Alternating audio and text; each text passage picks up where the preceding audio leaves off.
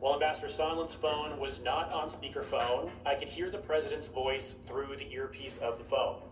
The president's voice was loud and recognizable, and Ambassador Sondland held the phone away from his ear for a period of time, presumably because of the loud volume. I heard Ambassador Sondland greet the president and explain he was calling from Kyiv. I heard President Trump then clarify that Ambassador Sondland was in Ukraine.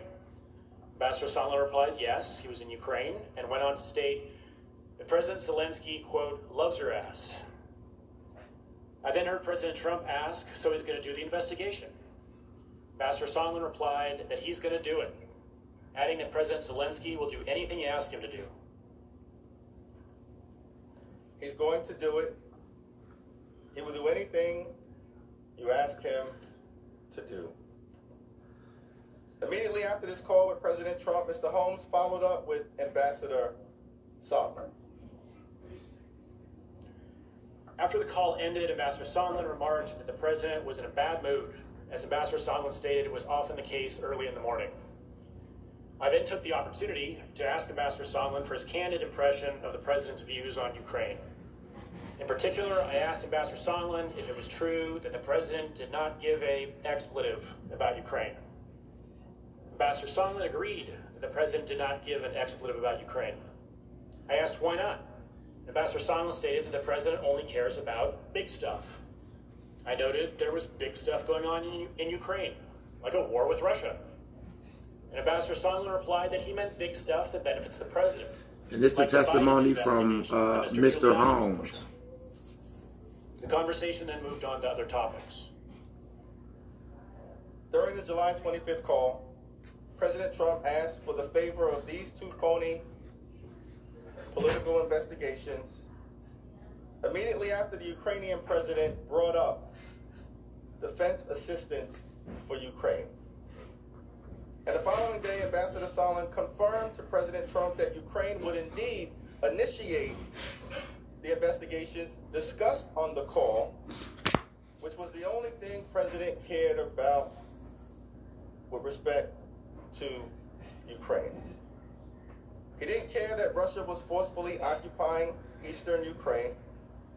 President Trump didn't care that thousands of Ukrainians apparently have died fighting for their democracy. He didn't seem to care that supporting Ukraine bolsters America's national security. But he cared about himself as it relates to the prospects of his re-election in 2020.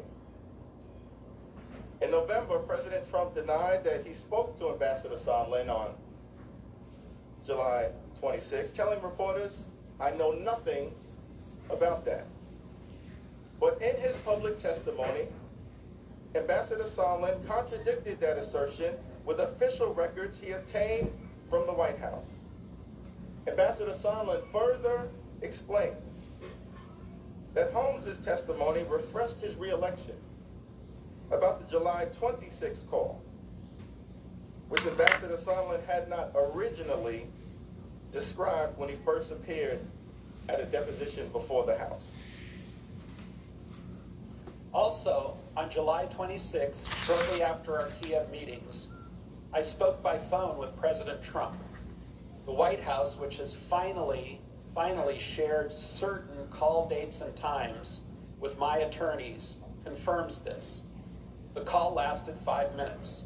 I remember I was at a restaurant in Kiev, and I have no reason to doubt that this conversation included the subject of investigations.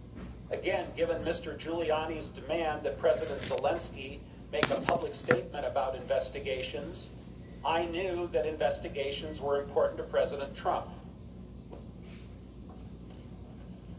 President Trump said that his July 25th conversation was a perfect call. It was far from perfect. 4 more years, man. 4 more years. Ring that bell, smash that thumb, and shoot that arrow.